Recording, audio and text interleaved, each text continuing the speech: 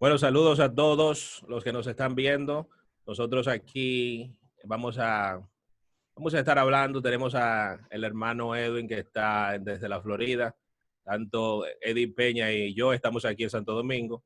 Vamos a hablar un poco acerca del tema, como la política está en el tapete, tanto en los Estados Unidos como en República Dominicana. Si cree usted que el creyente, el cristiano, como pastor o cristiano, podría estar participando activamente en política. Entonces, yo voy a estar moderando y dando también mi opinión de vez en cuando, pero basado a la Biblia, ¿qué opina usted? Voy a comenzar con Edwin. Bueno, para poder responder esa pregunta, yo creo que primero tenemos que hacer una base, ¿verdad? Una base construida en base a la palabra de Dios para que la respuesta sea más clara y para que nos podamos poner de acuerdo en esta respuesta. Yo creo que lo primero que tenemos que tratar es, um, para poder hacer una base sólida, hablar sobre lo que es la función de la iglesia y la función del Estado o la función de un gobierno, de una república, de una entidad política. Y cuando nosotros vamos a esto, yo sé que ustedes van a estar de acuerdo conmigo, estudiando la función de la entidad de la iglesia como cuerpo de Cristo, y de la entidad política, vamos a ver que hay una naturaleza completamente diferente en ambas entidades.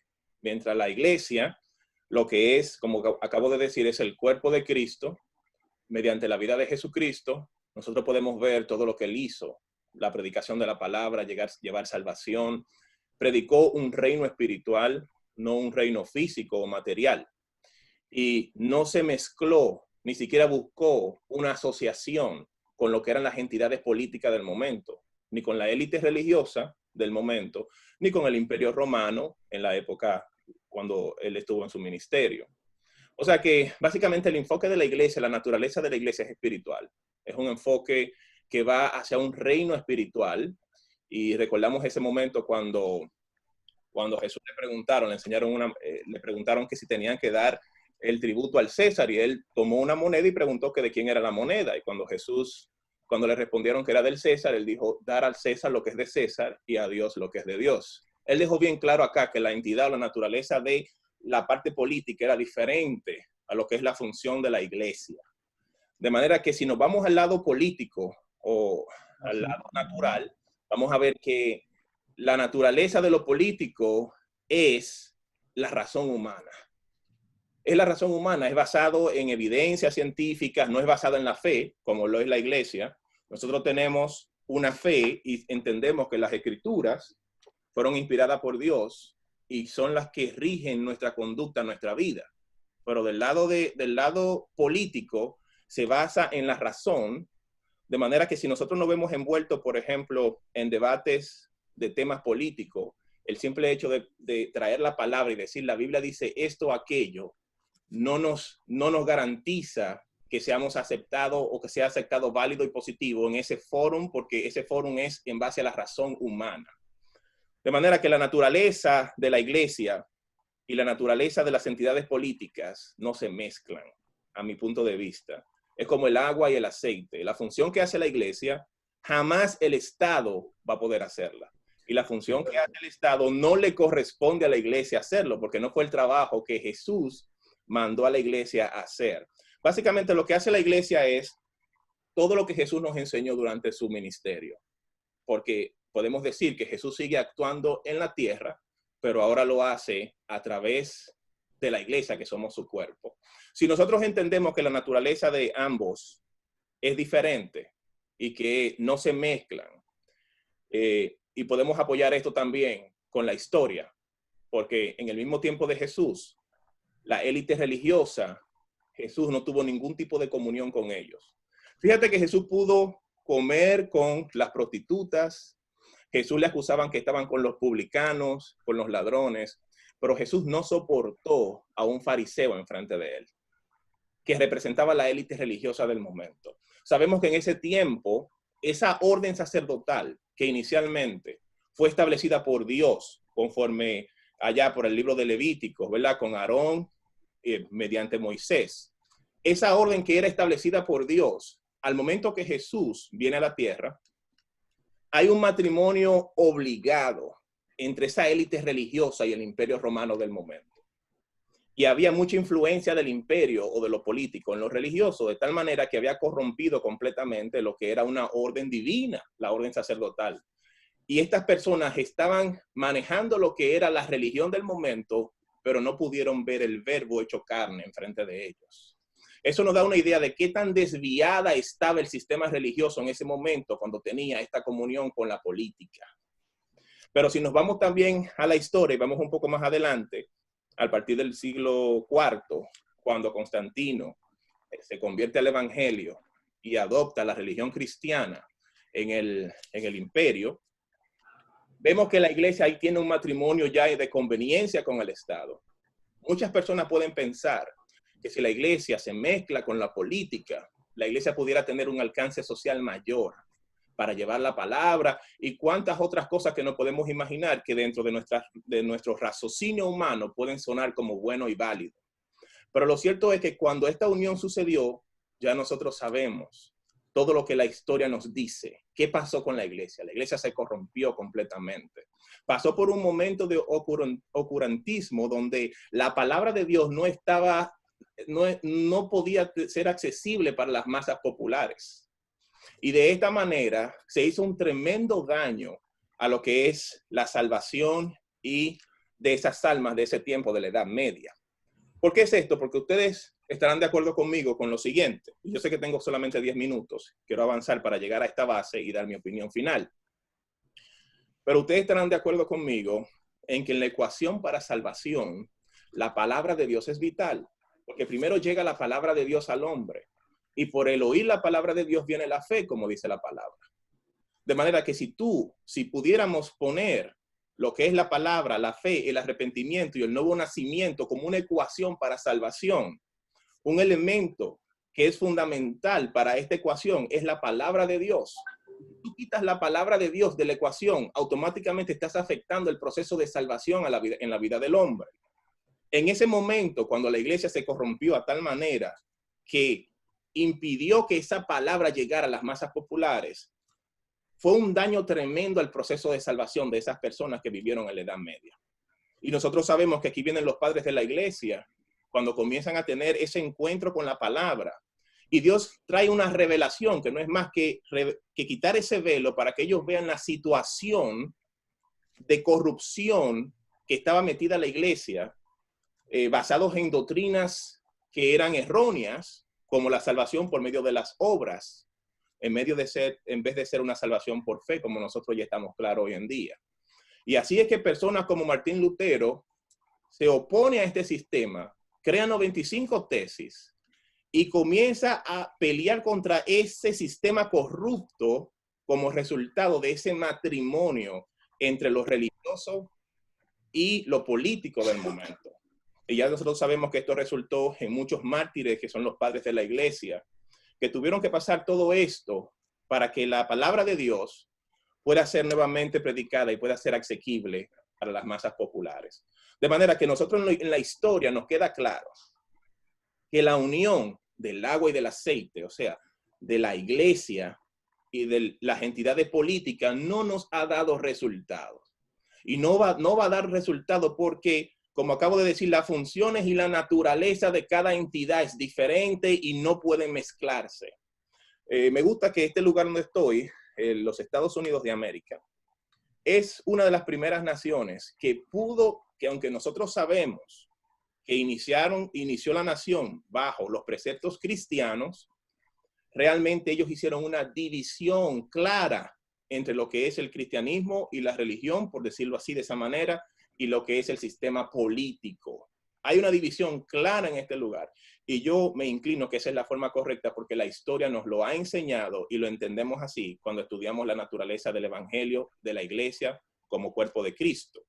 Pero cuando nosotros sabemos esto, nos va a llevar a entender que somos un cuerpo La iglesia de Jesucristo es un cuerpo que sigue la actividad de Cristo, la demostración, la predicación del evangelio, demostración del poder del evangelio, un reino espiritual, como dijo Jesús, mi reino no es de este siglo, no es de este mundo, haciendo hincapié en un reino espiritual. ¿Cómo nosotros llegamos a ser parte de este cuerpo? Esto es muy importante entenderlo como base a este tema que estamos tratando, que aunque pareciera que me estoy desviando, no lo estoy haciendo porque quiero llevarlo a un punto. Para nosotros llegar a formar parte de este cuerpo, nosotros tenemos que obedecer a un llamado, atender a un llamado que se nos hiciera. Diferente a lo que muchos de nosotros pensamos, que nosotros somos los que nos acercamos a Dios. Yo sé, mis hermanos, que ustedes y yo estamos de acuerdo con esto, que nosotros no nos acercamos a Él, sino que Él nos atrae hacia Él. Nosotros somos atraídos por la palabra, atraídos por la bondad, por lazos de amor, lazos de gracia. Y de esa manera, Dios envía un llamado hacia cada uno de nosotros. Dios le hizo un llamado. Nosotros podemos ver, por ejemplo, la historia de Zaqueo en Lucas 19. Y podemos aprender del llamado que Jesús le hizo a Lucas. Podemos también aprender en el mismo libro de Lucas sobre el llamado y los evangelios, el llamado a los apóstoles. O sea que el inicio para formar parte del cuerpo de Cristo comienza con un llamado que Dios hace en la vida de nosotros. Y si nosotros estamos aquí compartiendo esto hoy en día es porque nosotros hemos atendido a ese llamado. Pero no tan solo al llamado para salvación, sino que también hay otros llamados que Dios nos hace. Ahí, si nosotros vamos, por ejemplo, a la palabra de Dios en Efesios 4:11, vamos a encontrar lo que son los ministerios.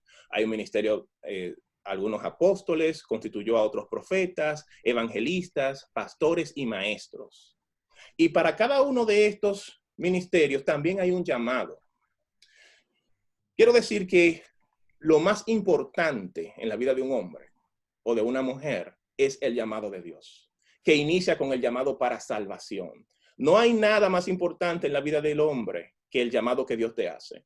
Porque cuando Dios te llama, Dios primero te faculta para poder atender a ese llamado. Y al mismo tiempo Dios también te prepara y te capacita para tú poder ejercer ese llamado. Primero comenzamos con un llamado para salvación, pero el cuerpo está formado por laicos, somos todos ovejas del Señor, laicos, pero también está formado por un grupo de líderes. Y ese grupo de líderes ha recibido un llamado para el liderazgo, para uno de estos ministerios, ¿verdad? Y si bien es cierto que no hay nada más importante en la vida del hombre que el llamado que Dios te hace, a lo que Dios te encomienda, también es cierto que uno de los peores errores que el ser humano puede cometer es descuidar ese llamado. ¿Qué pasa con este llamado? ¿Qué pasa con este llamado? Y me voy a enfocar al llamado para pastor, porque es lo que hemos estado hablando más con relación a la política y el cristiano, pero nosotros sabemos que acabamos de pasar un proceso político en nuestro país, República Dominicana, y la participación de pastores en la política fue muy activa. Y de hecho, esta participación ha venido incrementándose con el tiempo. Entonces, si Dios te da un llamado, es responsabilidad nuestra no descuidar ese llamado. ¿Cuál es mi respuesta para la pregunta que si el cristiano puede participar en política? Es la siguiente, ya con esta base hecha. Entendiendo la función de la iglesia, la naturaleza de la iglesia. Si tú me dices que este hermano que quiere participar en política tiene una intención de unir la iglesia con el Estado, la respuesta es no. Este hermano tiene que estar claro que la función de la iglesia es una función diferente a la política y que no puede haber comunión entre los dos. Jesús no buscó mezclarse con los políticos del momento. ¿Por qué tenemos que hacerlo nosotros a ese nivel? Ahora, si tú eres un cristiano, dice la palabra que nosotros somos la sal de la tierra. Donde quiera que nosotros estemos, debemos reflejar el carácter de Cristo. El fruto de arrepentimiento es el que marca nuestro carácter. Entonces, si tú eres cristiano, no tienes un llamado especial a atender algo especial en la obra, pero de manera laboral, te sientes atraído, porque es tu profesión, a lo político, sí puedes hacerlo, siempre y cuando no estés descuidando un llamado espiritual que Dios te haya hecho. Yo no estoy de acuerdo con una persona que tenga un llamado pastoral a que deje el llamado pastoral y descuide el llamado pastoral para ir a atender a lo político, porque la forma como lo veo es que esa persona está rechazando su primogenitura para irse detrás de un plato de lentejas. en el sentido de que Dios a ti te va a pedir cuenta. Esto es un camino de obediencia. Y aunque tú puedas poner muchas cosas positivas que puedes obtener mediante la política, lo cierto es que tú tienes que estar claro de que Dios te llamó a un pastorado. Y si Dios te llamó a un pastorado y tú descuidas el ministerio del pastorado para atender a la política, eso es desobediencia delante del Señor. De manera que esa parte yo no estoy de acuerdo con que una persona descuide su llamado para entrar al área de la política. Y eso no tan solo se lleva al pastorado, porque eso puede ser cualquier otro ministerio que Dios ponga en tus manos. No se debe descuidar el ministerio que Dios te ha dado para ir a una área diferente, no tan solo la política. Por ejemplo, abundando aquí mismo, puedo poner mi propio ejemplo en el área de la medicina. Mi área generalmente no es compatible con el pastorado. En lo personal, yo tengo un llamado al pastorado y estoy en un proceso de capacitación por el Espíritu Santo de Dios. Pero yo estoy consciente de que en el área laboral donde me desenvuelvo, por el tiempo que consume y por el nivel de concentración y todo lo demás, no es compatible con un llamado al pastorado. De manera que yo estoy consciente que Dios tiene que hacer algo cuando ya yo sea llamado para iniciar una vida pastoral. Por asimismo, hay ámbitos en la vida, hay cosas en la vida que desafortunadamente no es compatible con el ministerio y nosotros tenemos que decidir si vamos a atender ese ministerio o si vamos a cambiarlo por algo que Dios no nos ha llamado en ese momento. De manera que para concluir, mi opinión es, eres cristiano, no estás descuidando ningún ministerio en lo espiritual y Dios te va a usar y vas a dar fruto de arrepentimiento en el área política, vas a mantenerte íntegro delante de Dios, no veo ninguna objeción para incursionar en la política. Pero si tienes un llamado de parte de Dios para un ministerio y lo estás descuidando para irte al área político, entonces estás en desobediencia delante de Dios. Bueno, creo que estamos de acuerdo, por lo menos yo, en los puntos, porque lo que se dice hoy en día es que el creyente, el cristiano, por ejemplo, en la política, pudiera ser, como ya mencionaste, sal en esa área, a través de sus principios, a través de que una persona que vaya a la política como cristiano va a hacer las cosas bien. Estoy de acuerdo también en el hecho de que un pastor no creo que sea compatible con ese oficio de la política, porque entonces va a estar descuidando su llamado principal que le dio el Señor, y que su objetivo no va a ser que Cristo sea glorificado ni conocido, sino que van a ser otras prioridades. Pero vamos a escuchar a Eddie, a ver qué nos dice referente a este tema. Sí, ¿me escuchan bien? Te escuchamos. Ok. Bien, entonces, lo primero que tenemos que tener claro al hablar de este tema es porque si la premisa no es correcta, vamos a llegar a conclusiones equivocadas. Entonces tenemos que partir de una premisa correcta. Y la premisa es de que hay varias instituciones que fueron instituidas por Dios mismo. La primera de ellas es el matrimonio. Fue instituido por Dios, un hombre y una mujer, por tanto dejará el hombre a su padre y a su madre y se unirá a su mujer y los dos serán una sola carne. Ese es el núcleo, la institución a través de la cual Dios quiere que la humanidad se reproduzca y que florezca. Esto es una institución, la institución del matrimonio. La iglesia es otra institución constituida por Dios mismo, por Cristo. Cristo le dio las llaves del reino, le dio el evangelio. Eso fue lo que él quiso decir cuando le dijo a Pedro que él le entregaba las llaves del reino. Él le dio el evangelio, que es el que liberta al hombre, que lo reconcilia con Dios, que lo saca de esa muerte espiritual, de esa condenación y lo reconcilia con Dios. Entonces, la iglesia está llamada a ser sal y luz de la tierra, está llamada a ser columna y baluarte de la verdad, debe de defender esa verdad, aunque le cueste la vida, no importa cuánta presión, cuánto el mundo, la cultura, los gobiernos se rebelen y traten de que la iglesia transija y cambie el mensaje, la iglesia debe de ser fiel ante Dios antes que a los hombres. Porque a los apóstoles, cuando fueron apresados, Pedro y Juan, eso lo vemos en Hechos, le dijeron que ellos iban a ser puestos en libertad bajo la condición de que dejaran de predicar. Y ellos dijeron, juzgad si es justo obedecer a los hombres antes que a Dios. Y ellos no se sujetaron y siguieron evangelizando. Entonces, la iglesia es también una institución que fue constituida por Dios.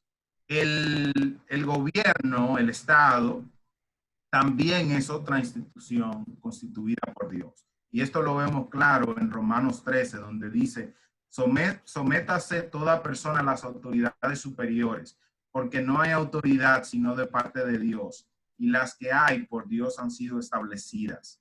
De modo que quien se opone a la autoridad, a lo establecido por Dios resiste, y los que resisten acarrean condenación para sí mismos. Dice, porque los magistrados no están para infundir temor al que hace el bien, sino al malo. ¿Quieres pues no temer a la autoridad? Haz lo bueno y tendrás alabanza de ella, porque es servidor de Dios para tu bien. Pero si haces lo malo, teme, porque no en vano lleva la espada, pues es servidor de Dios, vengador para castigar al que hace lo malo. Lo voy a dejar hasta ahí. Entonces ahí vemos claramente que el Estado fue constituido por Dios, porque Dios creó al hombre para vivir en comunidad, no para ser un ser que se segregue, que viva en aislamiento, sino para vivir en comunidad, en sociedad. Y la convivencia social no es posible si no hay normas y reglas que rijan y regulen esa convivencia social. Y el Estado es que está llamado a hacer cumplir esas normas y esas leyes que van a regular la vida, para que la vida en comunidad, en sociedad, para que podamos vivir quieta y reposadamente. Entonces, tenemos que partir de ahí, de que el Estado no es contrario a la Biblia, de que fue instituido por Dios también. Entonces, estoy totalmente de acuerdo en lo que expuso anteriormente mi hermano Edwin, cuando decía que cada uno tiene una función. La iglesia tiene una función espiritual, la iglesia tiene que ver con las cosas eternas. El Estado tiene que ver con las cosas de este mundo, que también son importantes, pero que no trascienden a la eternidad. El Estado tiene que ver con la justicia, con impartir justicia, con proveer de educación, de salud, de seguridad, de combatir la desigualdad, de crear las condiciones óptimas para que nosotros podamos desarrollarnos y que podamos progresar, de que podamos florecer. Entonces, ese es el rol del Estado. Entonces, siempre y cuando cada uno no se intrometa en el terreno del otro, pues pueden convivir perfectamente, Estado e iglesia. Cada uno entendiendo que tiene su rol y que no se inmiscuya en los asuntos y las atribuciones del otro.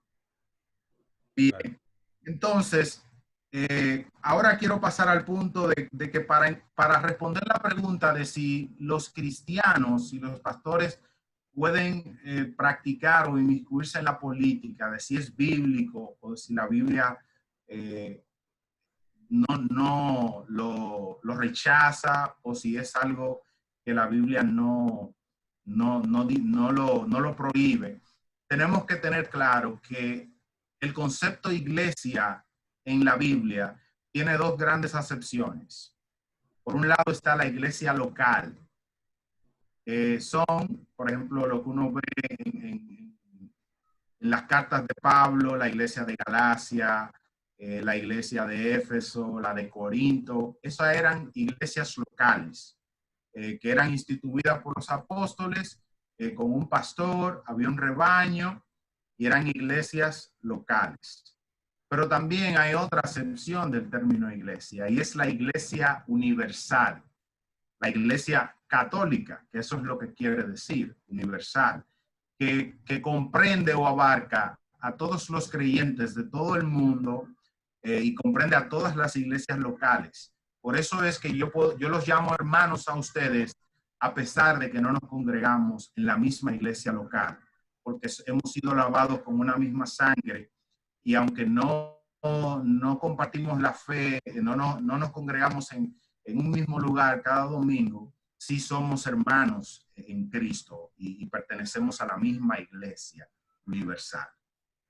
Entonces, habiendo dicho esto, la iglesia como institución no debe de inmiscuirse en política. El tiempo congregacional de la iglesia cada domingo no debe de ser para hablar ni debatir asuntos políticos.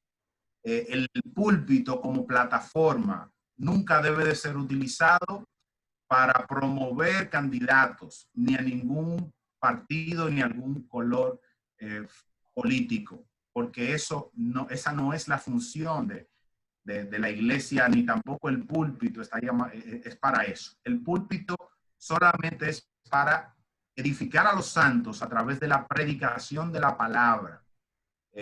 Y el pastor está llamado a alimentar esas ovejas, a cuidar de ese rebaño que Dios puso en sus manos para que ellos puedan perseverar en la fe hasta el día que ese pastor terrenal, que lo que está cuidando de esas ovejas de manera temporal, la entregue al verdadero pastor, al verdadero dueño de esas ovejas, que es Cristo Jesús.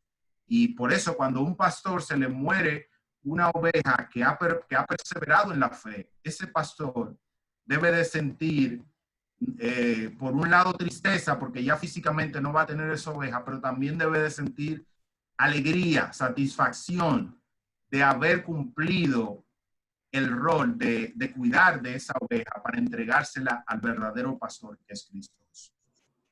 Entonces, habiendo dicho eso, Pablo le dice algo muy interesante a Timoteo en la segunda epístola. Le dice: ninguno que milita se enreda en los negocios de la vida. Y lo tengo aquí, permítame buscarlo para leerlo textualmente. A ver si lo encuentro. Dice así, segunda de Timoteo, capítulo 2, versículo 4. Ninguno que milita se enreda en los negocios de la vida a fin de agradar a aquel que lo tomó por soldado.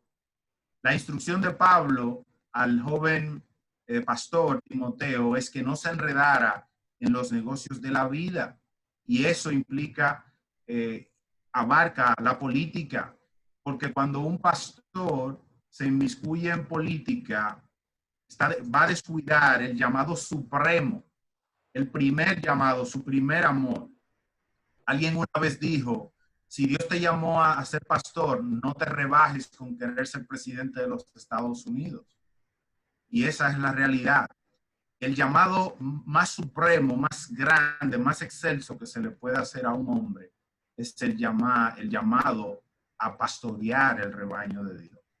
Entonces, el pastorado y la política no son compatibles, no se pueden ejercer ambas sin descuidar uno o el otro. Y el mismo Señor Jesús dijo que un hombre no puede servir a dos señores, porque o amará al uno o aborrecerá al otro.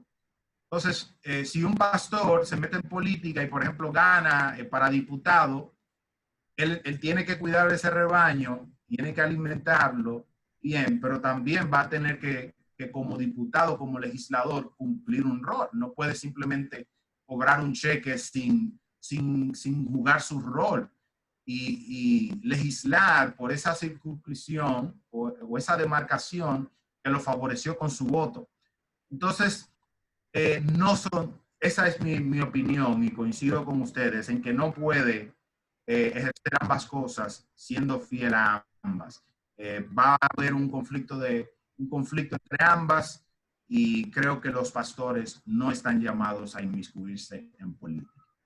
Bueno, pues yo creo que estamos de acuerdo todos, porque yo también coincido con esos puntos, en el sentido de que, por ejemplo, un creyente que no tenga un ministerio, como mencionó Edwin al principio, puede dar un buen servicio en la política, pero ya una persona que tiene un ministerio del Señor, llámese de predicación, llámese de pastorado, que tenga una responsabilidad delante del Señor con personas, estaría descuidando. Y me parece muy buena la comparación. Creo que ese principio de que no se puede servir a dos señores aplica muy bien aquí.